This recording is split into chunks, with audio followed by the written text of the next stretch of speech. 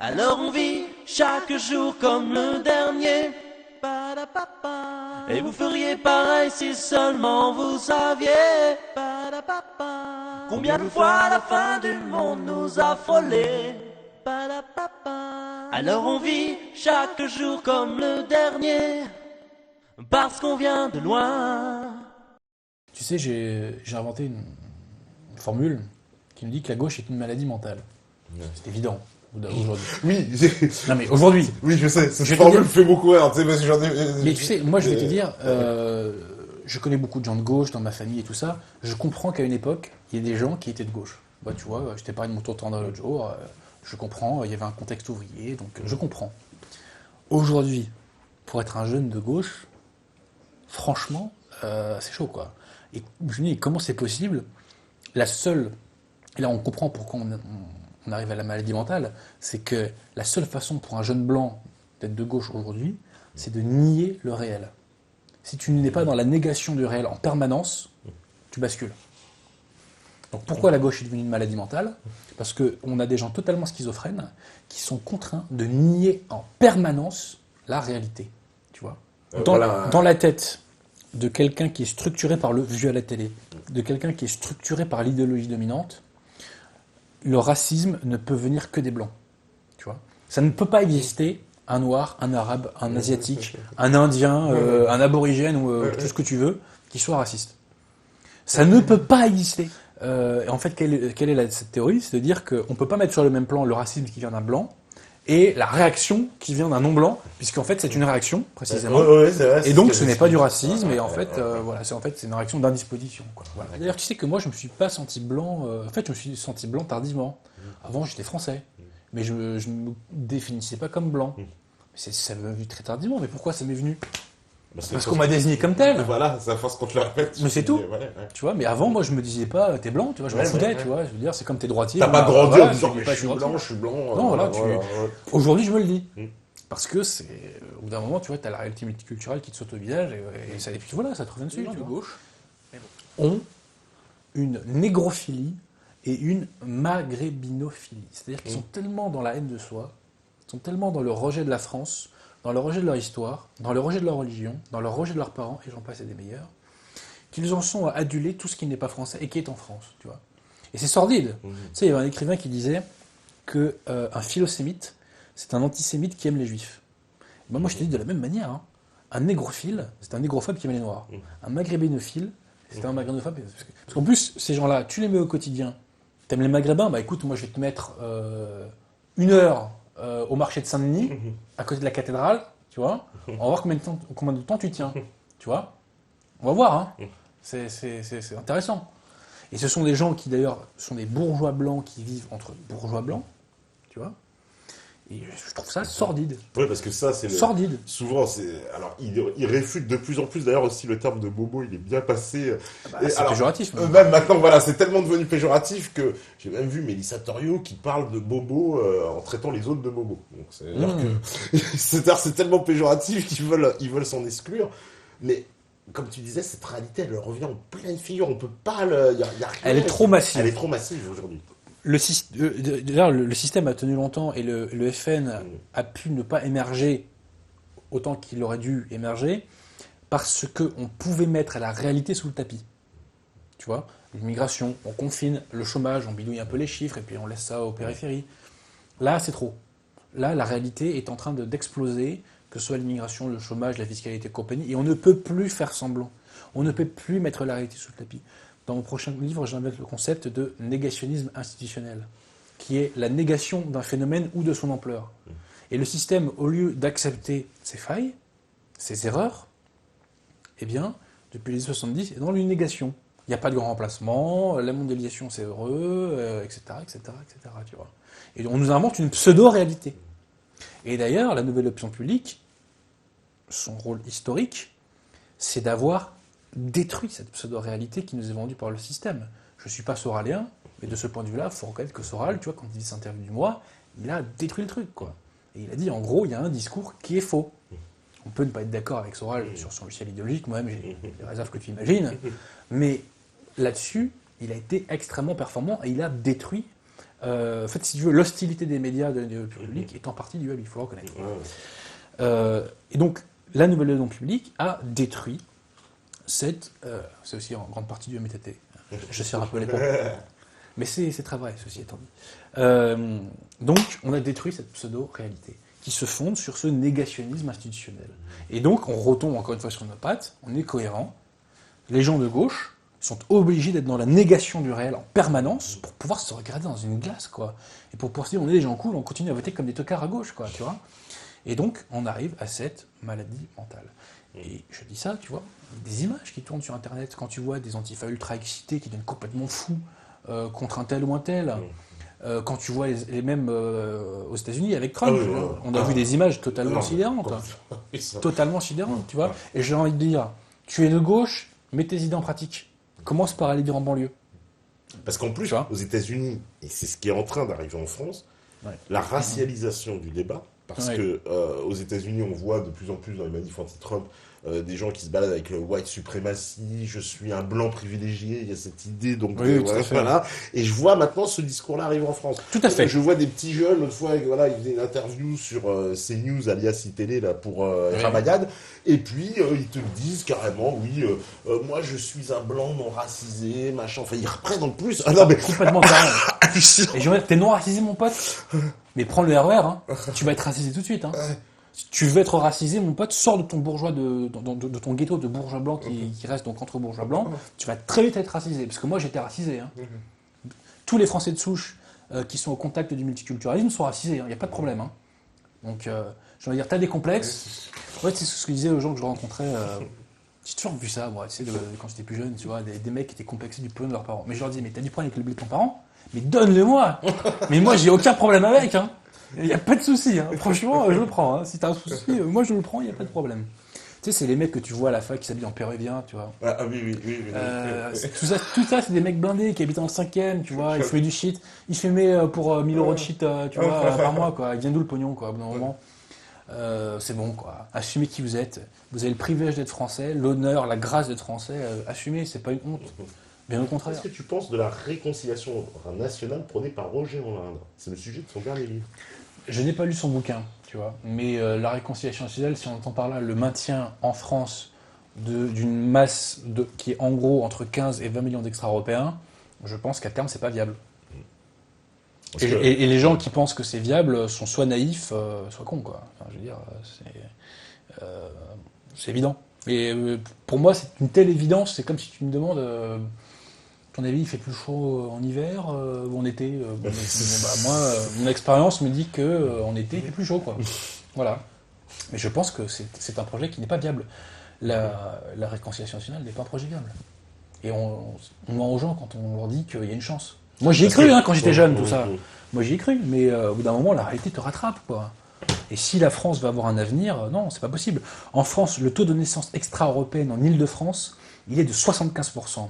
Le taux de naissance extra-européenne en moyenne en France, il est de 38%.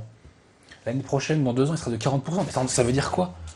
Ça veut dire qu'on est un pays africain ou arabo-africain dans 10-20 ans. On ne peut pas accepter ça. On n'a pas à s'excuser de ne pas vouloir accepter ça. Je suis désolé. Hein. Donc la réconciliation nationale est un projet mortifère, totalement mortifère. Et c'est un projet républicain par excellence d'ailleurs. Et moi je suis pour la France catholique. Parce que réconciliation nationale, bon sur les bases d'un Roger Hollande, on imagine que ça prend quand même une base nationale, patriote. Voilà. Ouais mais même ça suffit pas. Ouais, ça suffit faut pas. arrêter de se mentir quoi. Sans remigration, c'est fini. C'est fini. C'est que pour moi, ça veut pas dire que 100% tu vois, des extra-européens vont dégager. Mais tout simplement, il y en a beaucoup trop aujourd'hui. Il y a beaucoup trop d'extra-européens. Tu sais, c'est la fameuse phrase qu'on avait posée à Hollande en 2012, est-ce que vous trouvez qu'il y a trop d'immigrants en France? Et tu vois, il avait tortillé, et Besançon avait repris, ah c'est scandaleux, il dit qu'il y a trop d'immigrants en France. Oui, il n'y en a pas trop, il y en a beaucoup trop. C'est comme ça. Et au bout d'un moment, quand tu as des zones entières où il n'y a plus de Français de souche, c'est pas acceptable. Pourquoi un pays devrait accepter ça? Alors, je vais te dire un truc. Nous, on doit l'accepter, entre guillemets, hein, pour une raison, c'est que c'est un châtiment du bon Dieu. Je le dis très sérieusement. Pour moi, c'est un châtiment du bon Dieu, tu vois. De même que Constantinople, tu vois, a été rasé parce qu'ils ont déconné avec le Saint-Esprit. Et pour des querelles théologiques, je ne vais pas rentrer là-dedans. De même que tu vois le royaume de Judée aussi à l'époque avait été détruit par Titus. Aujourd'hui, nous, eh bien, c'est un châtiment qu'on subit. On subit, voilà. On a répandu ces idées de merde, des lumières, de la libre pensée partout. La déchristianisation, ça vient de chez nous aussi. Hein. C'est un châtiment. On est châtié et on l'a mérité. Voilà. Parce qu'au bout d'un moment, quand tu joues au con, t'es puni. Hein. C'est comme ça, c'est la vie. Mais donc, ceci étant posé, c'est un châtiment qui n'a pas vocation à durer. Et s'il dure trop, il tuera la France. Parce qu'au bout d'un moment, il n'y aura plus assez de Français. Tout simplement. Et on n'a pas à s'excuser de le dire. Quel crime je commets en disant ça? Si je te parle tout à l'heure des choses qu'on ne peut pas dire alors qu'elles sont légales, moi je pose une question. Quel crime je commets d'un point de vue moral en disant cela? Je veux la survie de mon pays. Je veux la survie de ma culture, de ma civilisation. Je veux pouvoir transmettre ce qu'on m'a transmis. Quel crime je commets? Mais là, on est en face de gens donc, qui nous disent cette civilisation, cette culture-là, soit elle n'existe pas, oui, exactement. Ou elle a inventé, quoi, en fait. Bien sûr, oui. Mais moi, je leur dis, allez, s'en foutre. Ouais. Je m'excuse pour mon langage. Hein, mais... Non, mais ça, quand on me dit ça à moi, mais on me crache à la gueule. Je suis désolé. Donc, au bout d'un moment, tu vois, boum, ça part, quoi. Tu vois, quand on te tease trop, bon, bah voilà, on te tire la barbichette, bah, boum, au bout d'un moment, ça part, quoi. Et tu l'as cherché. Et c'est un réflexe. Tu vois. C'est pas forcément, voilà. Mais, voilà. La France meurt de cette idéologie républicaine. Qu'elle soit déclinée d'une façon macronienne, valsienne, un peu plus politiquement correcte, un peu moins, un peu plus réconciliation nationale. On meurt de ça. Maintenant, il faut arrêter. Et on revient aux fondamentaux. Fondamentaux, enracinement, catholicisme. Voilà. C'est tout. Et encore une fois, on n'a pas à s'en excuser, quoi. La République fait tout depuis 200 ans pour nous interdire d'être nous-mêmes. Le cœur du problème identitaire français, c'est la République. Tu sais, moi, je suis rugbyman, je regarde très souvent le Tour Destination, et quand je vois comment chantent leur hymne national les Gallois, les Irlandais, les Écossais, et même les roast beef, ça n'a rien à voir avec le public du Stade de France qui chante la Marseillaise. Hein. On passe pour des tocards à côté. Hein. Franchement. Parce qu'on a une petite gêne. Tu vois, affirmer sa francitude, voilà, quoi. On est fiers d'être français, mais en même temps, voilà, quoi. On a une petite gêne. Alors que tu vois, nos camarades anglo-saxons, ils n'ont pas de problème. Et franchement, hein, tu compares Flowers of Scotland avec la Marseillaise dans un stade, il n'y a pas photo. Hein. Flowers of Scotland lui fout la honte à la Marseillaise. Hein. Alors moi, je suis pour qu'on change d'hymne. Mais ça, c'est un débat. Donc, voilà, la République nous interdit d'être nous-mêmes. Eh bien, moi, je revendique le droit d'être français, avec tout ce que ça implique civilisationnellement, culturellement, spirituellement, hein, je m'excuse. La France est née d'une insurrection contre le mensonge. Quand Clovis se fait baptiser catholique, il est en dissidence avec tous les royaumes barbares aux alentours qui sont ariens, donc qui sont hérétiques et qui emmènent les âmes en enfer. La France est née d'une insurrection contre le mensonge. Donc gros dédicace à Saint-Rémy, hein, petite parenthèse, hein, et à Sainte-Clotilde, et à Sainte-Geneviève. Et on est né de ça. Et ben je te l'annonce, c'est une prophétie que je fais. Voilà, je fais une prophétie. Je suis pas prophète, mais j'en fais une quand même. La France ressuscitera d'une insurrection contre le mensonge républicain et contre le mensonge conciliaire. Voilà. Nous renaîtrons que comme ça, parce que c'est comme ça que nous redeviendrons nous-mêmes. Notre société, notre régime politique repose sur des principes faux et sur des principes mauvais. Voilà. Donc tant qu'on rompt pas avec ça, on sera dans la merde. Voilà. Ça, c'est une petite dédicace à M. Asselineau. C'est bien de sortir de l'Union européenne, mais tant qu'on ne remet pas les bonnes valeurs à la base de la société, et c'est ça la différence entre les hommes de droite et les hommes de gauche, c'est que nous remettre des valeurs différentes à la base de la société, et ben, au final, la France finira toujours par être dans la merde. Tant qu'il n'y a pas les bons principes qui sont restaurés, ça ne sera pas la peine d'espérer grand-chose. Hein. Et la République trouvera toujours un truc pour nous foutre la tête sous l'eau. Voilà. Parce que la République, elle va tout faire pour survivre. Quand même. Elle fera tout pour survivre, mais comme je te le dis, la réalité, au bout d'un moment, va la rattraper. Et les gens qui sont là et qui tiennent le système, au bout d'un moment, ils vont dire, bon, bah, entre notre peau et je dis pas qu'on a buté, mais je dis que la société est en train d'imploser. Ce qui caractérise la France aujourd'hui, c'est la décomposition de la société, c'est la destruction totale du lien social. La France tient encore un petit peu, concrètement, parce qu'on fait 2000 milliards de PIB et qu'on redistribue un max. Hein. Tu enlèves la redistribution, c'est le western, hein, franchement, hein. Et pas que en banlieue, hein, partout. Partout, c'est la guerre de tous contre tous. Donc, parce que le lien social a été complètement détruit Et les Français ne font plus société. Mais en plus, les hommes politiques, ils le savent tous, puisque Bien sûr. je voyais encore Sarkozy, c'était il y a même pas 2 semaines, qui faisait encore une déclaration, il disait « Je n'ai jamais vu une telle colère dans le pays, la Bien France sûr. est en bouillonnement ». C'est-à-dire, ils le constatent tous, c'est ce que tu dis Même là. Fillon, il avait la phrase de la guerre civile, ça s'appliquait pas que à la banlieue. Ouais. Sauf que, ils sont tenus. Et en même temps, ils sont tenus, et d'un autre côté, ils n'arrivent pas à renier qui ils sont. Parce que moi, tu vois, si demain je deviens un collabo, c'est pas arrivé. Je suis un être humain, je suis faible, j'ai des faiblesses. Je deviens un collabo, je collaborerai, mais tu vois, quand il s'agira de faire, je dirais, rétropédalage, j'aurais du mal physiquement. Je me suis tellement, si tu veux, rallié à un autre moule, tu vois, qu'au bout d'un moment, c'est contre nature. Mais cette contre nature, elle t'a imprégné. Elle t'a imprégné, tu vois.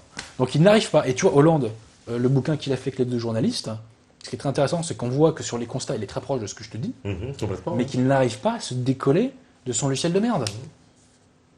Républicain, Mais c'est souvent tendance le cas, socialiste. justement, pour des hommes politiques, des fois de haut niveau, qui te font des analyses où on voit bien qu'ils ont compris certaines Et choses, ça et prouve qu'ils sont pourtant, ils coupables. n'arrivent pas à aller au fond. Ça veut dire qu'on ne peut même pas leur faire le crédit de la bonne foi, tu vois.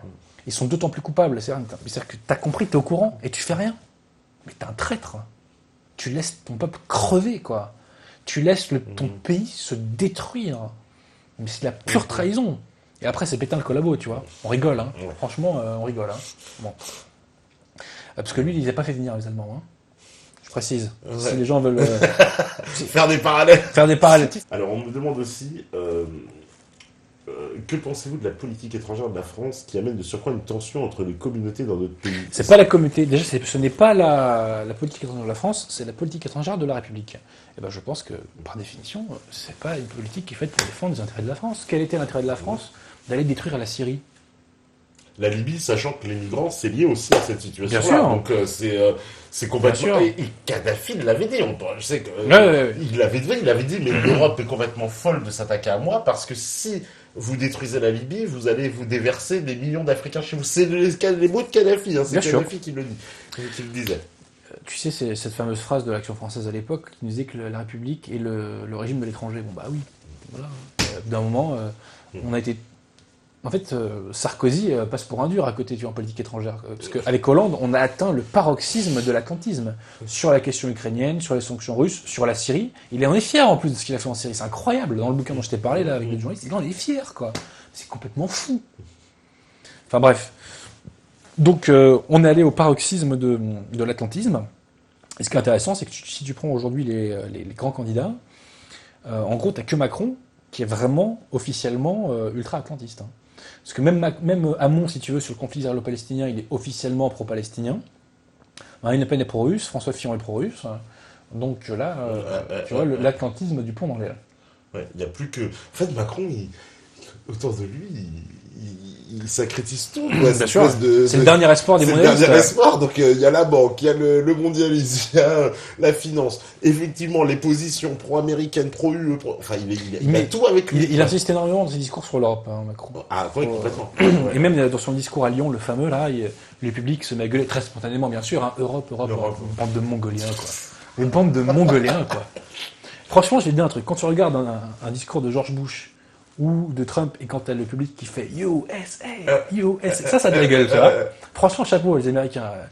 Mais quand t'as des bouffons qui font Europe comme des cons. Et si encore c'était pour louer la vraie Europe, le continent, les nations, ok. Mais là, c'est cette technocratie de merde. Mais vous êtes des bouffons, les mecs, quoi. Mais est-ce que vous vous en rendez compte, quoi? Tout le monde se fout de votre gueule, quoi. Enfin, bref. Non, parce que ça, c'est comment dire, on a vu dans les congrès, les meetings de Macron, on sait qu'aujourd'hui, les mecs sont plus ou moins payés. Alors, évidemment, pas directement, mais en nature, on leur offre apparemment des soirées, des machins, des trucs. Et puis, ils reçoivent tous des petits textos pour s'exprimer quand il faut. Bah, justement, là, vous dites Europe, là, vous dites machin. Ouais. Et donc, tout est bien, voilà. Je crois que même le quotidien de Yann Barthès l'a balancé, ça. Ah oui, d'accord. Il me semble qu'ils avaient même montré les textos et tout ça, ouais. D'accord. Franchement, Macron, vraiment, hein, moi je n'y crois pas une seule seconde à ce qu'il soit au deuxième tour. Et je pense qu'on aura plutôt un deuxième tour Fillon. Après, on sait jamais. On sait jamais, mais ouais. Je suis pas prophète. Ouais. Hein. Mais est-ce que aussi, tu vois comme dans ce qui se passe là, dans alors, les soupçons de complot. Alors pour une fois, c'est ça qui est bien, parce que c'est pas nous les complotistes. Ah oui, c'est ça. Ouais. C'est eux qui arrêtent pas de dire des complots, le complot russe sur la campagne, le complot russe et compagnie. Mais moi, ce que j'observe, c'est que on s'acharne sur Fillon, on le fait dégager, on s'acharne sur Marine Le Pen, puis pareil, bon, il y a un côté un peu on traîne dans la boue, parce que les affaires pour lesquelles elles sont poursuivies, c'est un peu léger, totalement dérisoire. Quand on décevant. connaît toutes les casseroles de la République, Voilà, c'est ça. Tu vois, c'est un truc de fou. Elle est poursuivie pour le tweet de Daesh. Alors là, Ouais. ça a tombé par terre, quoi. Donc là, l'espèce de, c'est du foutage de gueule. Son assistante, qu'on nous dit oui, mais c'est son assistante, mais on sait pas si elle a travaillé assez pour le Parlement, mais en même temps, je me dis si elle a une assistante, même, tu sais, je souligne l'honnêteté de Mélenchon qui a pris sa défense là-dessus. Hein. Parce que quand on lui a posé la question, il a dit mais moi mon assistant, il travaille, je sais plus où là, il a cité le bled en France. Et même la journaliste lui dit ah bon mais alors vous êtes comme Marine Le Pen et après il a très bien répondu, il a dit mais attendez l'Europe, la France c'est où, c'est en Europe non, faut arrêter les conneries quoi. Bon, donc il travaille pour moi, il travaille pas, mais par contre personne n'est venu lui chercher des noises pour les propos et je crois pas que l'Union européenne va dire à lui chercher des noises. Mais c'est pour dire que c'est un peu léger tout ça quoi, ce qu'on retrouve contre quoi. J'ai l'impression qu'on est juste là pour dégager la route pour Macron. Quoi. C'est vraiment que ça. Les gens globalement ne sont pas dupes. Alors Fillon a pris du plomb dans l'aile un petit peu, hein. Ouais. Parce qu'elle est un peu moins moralement voilà. plus mais ceci étant, il est encore en lice pour le second tour. Hein. Bah parce que j'ai l'impression qu'au départ, on l'a vu à Trocadéro. C'est ça lui a fait perdre. Mais est-ce que l'acharnement justement médiatique, ça lui a pas fait lui donne une aura. Au bout d'un moment, voilà, ça peut lui donner une aura, oui, tout à fait. Parce que j'ai vu des électeurs de Fillon qui étaient fâchés contre les médias. Hein. Quand ils sont venus, ils se faisaient, les médias se sont fait insulter littéralement. Qui n'insulte pas les médias? Qui n'insulte plus les médias? Ouais. Tu sais, je me rappellerai toujours. C'était la blondasse là. Je me permets d'employer ce terme parce que je pense qu'elle se résume plus ou moins à cela. Hein. Sinon, je ne me serais pas permis. Qui est chez Ruquier là. Valérie Burgaf. Et elle dit un jour à Mélenchon, les journalistes, mais nous sommes le contre-pouvoir. Vous critiquez tout un journaliste, monsieur Mélenchon, mais nous sommes le contre-pouvoir. Non, tu es le relais de l'idéologie dominante. Donc tu es le relais du pouvoir. Enfin, comme que tu en aies conscience de 3 minutes quand même, cher ami. Hein. Tu es le relais du pouvoir. Et les journalistes sont mal aimés aujourd'hui. Pourquoi ? Parce que le pouvoir est mal aimé. Le pouvoir est mal aimé parce qu'il détruit la France. Et donc, comme les journalistes relaient ce qui nous détruit, ils sont mal aimés. C'est mécanique. Mais si demain les journalistes, si tu veux, font un bon boulot, ils seront aimés. Ils seront aimés à nouveau. Ouais. Point barre. Tout simple. Ouais. C'est tout. Parce que là, pour le moment, c'est vrai qu'il y a une défiance. Alors, ils n'arrêtent pas de parler de ça. Ils disent oui, l'élection française va jouer un peu comme l'élection américaine, avec des élites entre guillemets qui représentent un système et des gens qui disent maintenant on veut faire exploser ce système, on veut sanctionner ces élites. C'est en partie vrai. Hein. C'est en partie vrai. Les Français quand même se rendent compte de plus en plus qu'ils sont trahis, et au bout d'un moment, on a envie de, comme je te dis, hein, de le réflexe, comme le dit ce cher Nolan, là, de foutre une claque au système. Ouais. Parce que pourquoi on devrait accepter en permanence de se faire humilier ? Pourquoi on devrait accepter en permanence d'être insulté, tu vois, de voir notre pays détruit ? Au bout d'un moment, il faut qu'il y ait un retour. Hein. Et est-ce que tu penses pas que... Alors justement, ça c'est des choses qu'on va voir, mais moi j'ai l'impression que cette nouvelle opinion publique, justement, ça passe de moins en moins tout ce qu'on essaye... En fait, les serpents là qu'on essaie de nous faire avaler de temps en temps sur tout un tas de sujets, bah ça... Mais justement, parce que... On les avale plus comme avant, je trouve. Ça passe plus comme avant. C'est clair et net, parce qu'on a tellement détruit cette pseudo-réalité qu'on sait que les mecs sont de parti pris, on sait qu'ils sont de mauvaise foi, on sait que certes, vous balancez ça, mais par contre, ça, vous le balancez pas, tu vois. Voilà, donc c'est... Parce que même, j'ai vu, c'était dans un débat, il y avait le mec du Figaro. Alors d'ailleurs, il se gêne, il y avait Caroline Fourret sur BFM, il se gêne pas, bon, il parle mal d'Asselineau, c'est vraiment, voilà, comme d'habitude, etc. Ouais. Et à la fin, il y en a quand même un, le mec du Figaro qui dit, mais vous savez, vous ferez mieux de vous méfier, parce que c'est ça que les gens reprochent, justement. Vous êtes tous en train de cracher, entre guillemets, votre venin, tout ce petit monde, tout le monde est d'accord, et ça, les gens Ce passage était vraiment symbolique de ce qui se passe dans la caste. Parce qu'en plus, officiellement, ils pensent pas la même chose, hein, les mecs. Hein, oui, c'est ça. Ouais, mais tu vois, par contre, effectivement, quand quelque chose sort de leur sérail, sort des circuits, vient d'un circuit autre, d'un canal autre, là, il n'a même pas le droit d'exister. Ces mecs-là reprochent à Asselineau d'exister, quand même, tu vois, politiquement. C'est incroyable. Ouais, c'est ça, c'était genre, il existe, c'est déjà pas bien, et on s'en prend lui... j'ai trouvé, mais c'était lamentable, quoi, sans vraiment c'est- Caroline Foix. C'est méprisant. Mais ouais. c'était méprisant, mais y C'est compris le méprisant. journaliste de BFM. Hein. Je dis ça Mm. parce que lui, normalement, il devrait avoir une neutralité un peu quand même. Officiellement, ouais. Officiellement. Officiellement. Là, il lit en fait la liste des candidats, et puis à la fin, il cite Asselineau, et puis, genre, il y a un problème, quoi. Oui, parce qu'il a eu ses Et parrainages. tu vois, ça serait intéressant que Asselineau fasse un bon score, ne serait-ce pour que ces mecs-là la ferment. Ouais, la ferme. Ouais. Tu vois, un bon gros score de Marine Le Pen. Mm. Franchement, Marine Le Pen, moi je la vois pas loin de 35%. Je peux me tromper, peut-être que je suis complètement dingue, mais je pense qu'elle peut taper entre 30 et 35% au premier tour. Et elle peut gagner le deuxième. Hein. Je pense qu'elle a ses chances. Ça sera dur. Hein. On va Ça être sera très dur, franc. mais c'est plus comme en 2002, où ils sont Ah ouais. certains de gagner. Parce que même là, tous les éditos, je les vois tous passer. Alors ils disent tous, oui, c'est vrai, celui qui tombe, s'il tombe contre elle, il a des chances. Mais rien n'est joué. En toute Tout le franchise, monde, tout le monde dit rien n'est joué quand même. Ouais. à mon avis, il y aura. Je la vois pas en dessous de 30% au premier tour. Mhm. Et au deuxième, elle peut taper. Alors, on va dire hypothèse raisonnable. On sait pas trop un kiff, tu vois. Hypothèse raisonnable, elle peut arriver à 40%. Mais ceci étant posé, moi je pense qu'après on sait pas ce qui va se passer pendant le reste de la campagne. Et dans l'entre-deux tours, Pour il se moi, passe la des victoire de choses. Marine Le Pen Ouais. est un scénario crédible. C'est crédible. Parce qu'en plus, Marine Le Pen n'arrête pas de monter en force. Mhm. Tu sais, il y avait notamment l'affaire du refus du vol au Liban, je pense que ça a beaucoup Ah oui, marqué les gens. complètement, oui. Et pendant ce temps, on voit un Macron qui se pète la gueule, on voit un Fillon qui essaie de survoler, de surnager un petit peu, on voit un Mon qui n'existe pas. Franchement, Marine Le Pen apparaît de plus en plus comme la seule candidate qui a une stature. Et ça, au bout d'un moment, ça va frapper les Français, tu vois. Donc moi, je pense que la victoire de Marine Le Pen est une hypothèse parfaitement crédible. Ouais, parfait. Bah, en tout cas, elle est bien prise en compte par tous les médias étrangers, et en France y compris, où on prend pas ça à la légère, quoi, disons. Oui, on oui, prend oui. pas, on prend plus ça à la légère. Je crois que la recette de se dire, oui, celui qui va tomber contre Marine Le Pen sera automatiquement élu. Ah oui, non, ça c'est un mauvais calcul. Hein. C'est un mauvais calcul, ouais. Et tu vois, si jamais c'était Macron face à Marine Le Pen, moi je suis convaincu que Marine Le Pen gagne contre Macron. Alors, je suis convaincu. Ouais. Bah, moi, j'ai le même Complètement. sentiment, parce que, en plus, une Marine Le Pen contre Macron, quelque part, ce serait vraiment, le choix serait très clair. Là, on a vraiment, pour ceux qui parlent de choix, là, vraiment, on aura un choix politique. Ah oui, oui. Entre le projet de Marine Le Pen et le projet de Macron, ils sont Mais aux je antipodes. vais te dire, pour moi, c'est une folie de la part du système que de vouloir détruire la candidature Fillon. Parce que pour moi, Fillon aujourd'hui, C'était le meilleur. pour que le système ouais. se poursuive, Pour se poursuivre. c'est le meilleur poulain. Hein. Ouais. Mais ils ont Franchement. voulu mettre Macron, c'est ça. Mais pourquoi? Est-ce que c'est pas son côté pro-russe qu'on a voulu faire finir là Bah, je pense. Ouais. Je pense. Hein. Parce que pro-russe, puis un peu, peut-être trop conservateur sur Alors les ça- aspects, il est un peu catho.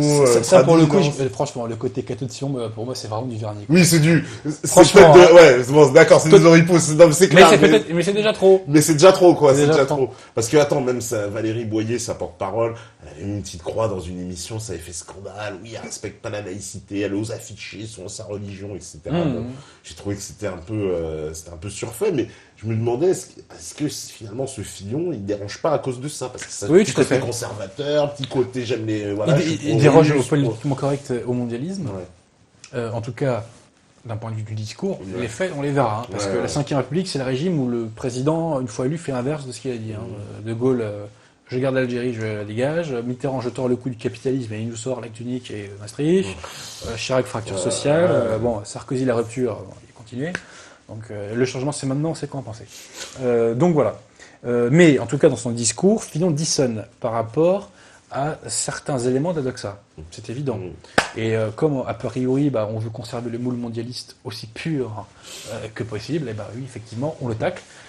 Mais effectivement, dans l'affaire Fillon, je crois que ce qu'il faut retenir, c'est cette espèce de nouveau Yalta qui va se faire dans les années à venir. Tu vois. Et voilà, le Fillon, il est pas tout seul, il est soutenu par un certain nombre de députés UMP, il y a des gens de l'oligarchie qui sont avec lui, donc c'est quand même pas inintéressant, ça. C'est pas inintéressant. Et est-ce que cette ligne Fillon, que voilà, on décrirait, espèce de libéral conservateur, est-ce que c'est pas un peu intenable, justement, à droite, entre ces gens qui veulent, en gros, je caricaturais volontairement, une mondialisation économique, qui sont plutôt favorables, mais qui veulent un patriotisme culturel. Bien sûr, oui, puisque la Est-ce que c'est mondialisation- pas là avec l'autre? Parce que moi, je pense que c'est un monstre à deux jambes, comme Bah, dit Hilar, et que si tu vas vers la mondialisation économique, tu vas vers la mondialisation culturelle. Bien sûr. Tu pourras pas. La mondialisation nous apporte la destruction de notre tissu économique, la destruction de notre patrimoine, parce que quand on vend tout notre patrimoine à des Qataris, à des Chinois et compagnie, au bout d'un moment, les mecs ils vont pas l'entretenir, enfin, comme nous on l'aurait fait, tu vois. La mondialisation, c'est aussi l'américanisation, enfin tu vois, donc bien entendu que c'est contradictoire. Le problème du mot libéral, si tu veux, c'est que personne n'en a la même définition. Ouais. Le mot libéral, c'est pas la même chose dans la bouche de Benjamin Constant, de Milton Friedman, de Monseigneur de Lassus, de Jean-Luc Mélenchon. Donc moi j'ai un peu des réticences à l'employer. Après je vois, en fonction des autres, ce que ça veut dire, mais tu vois par exemple, moi je suis d'un point de vue théologique antilibéral, mais d'un point de vue de l'économie, moi je suis pour qu'on donne de l'air aux entreprises, donc on va me qualifier de libéral, tu vois. Donc voilà, c'est un terme que j'évite Et puis en plus, c'est un maximum d'employer. Oui, parce que c'est un peu compliqué, parce que le libéralisme, on peut le comprendre comme justement la liberté d'entreprendre, mais ce qu'on vit aujourd'hui qui est appelé libéralisme, c'est tout sauf du libéralisme. Quand c'est des grandes entreprises monopolistiques, c'est pas du libéralisme. L'entrepreneur en France et le patron en France sont persécutés. C'est clair. Moi, je suis avocat en droit du travail, je suis technicien au quotidien du droit du travail, je dis, l'employeur et l'entrepreneur sont persécutés. C'est clair. Juridiquement, fiscalement, ils sont persécutés. D'accord. Voilà. Sinon, il parle un peu à ces gens-là d'ailleurs, hein, parce qu'il dit que Ouais, mais ça leur parle pas assez. Sincèrement, encore, moi mais, j'aurais beaucoup de il choses à en dire a sur pas ces parlé. sujets-là. Ouais. Beaucoup de choses à dire, parce que c'est capital. Puisqu'il faut aussi qu'on soit un peuple d'individus indépendants. Donc il faut un minimum de salariés et il faut un maximum de personnes qui vivent de leur société. Tu vois, c'est extrêmement important. Ce qu'on ne t'apprend pas à l'école. À l'école et à l'université, on te forme pour trouver un job. Moi, je ne veux pas qu'on trouve des jobs. Moi, je veux qu'on crée nos entreprises, qu'on crée nos sociétés. Tu vois. Bon. Et donc, il y a énormément de choses à dire à ce sujet. Les grands sujets ne sont pas traités dans ces élections. L'immigration, on n'en parle pas. L'identité, on n'en parle pas. La décristianisation, on n'en parle pas. L'avortement, on n'en parle pas. Et la persécution des professions libérales, on n'en parle pas. Tu vois. Alors, ils disent tous qu'ils sont pour supprimer le RSI. On est d'accord. Ok, on remplace par quoi? On fait comment? Pourquoi on l'avait pas fait plus tôt?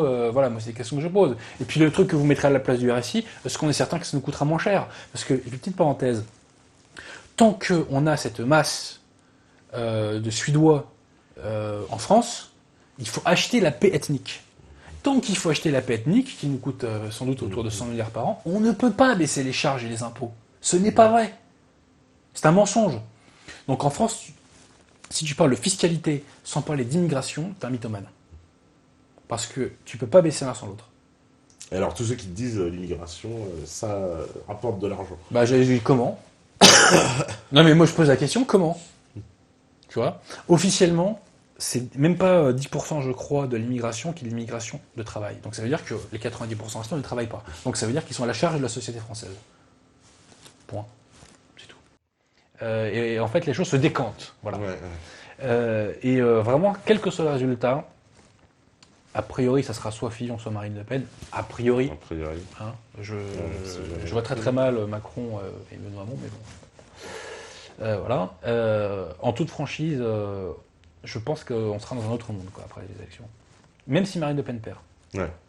Il va y avoir un basculement. Quoi qu'il arrive, il y aura un basculement. Et tu sais, quand même, le Front National, ce qui est intéressant, au-delà de ce qu'on peut attendre de lui en termes de valeurs, enfin pas de valeurs, mais de lois qu'il faut voter, appliquer, il y a quand même des effets, je dirais, intrinsèques.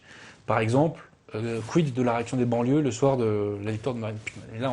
Là, c'est très très très intéressant. Ah oui.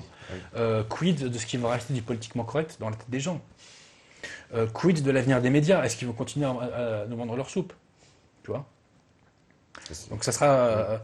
en soi, l'élection va être très intéressante. Elle va être intéressante parce que même dans le cas où, par exemple, imaginons Marine Le Pen soit élue présidente.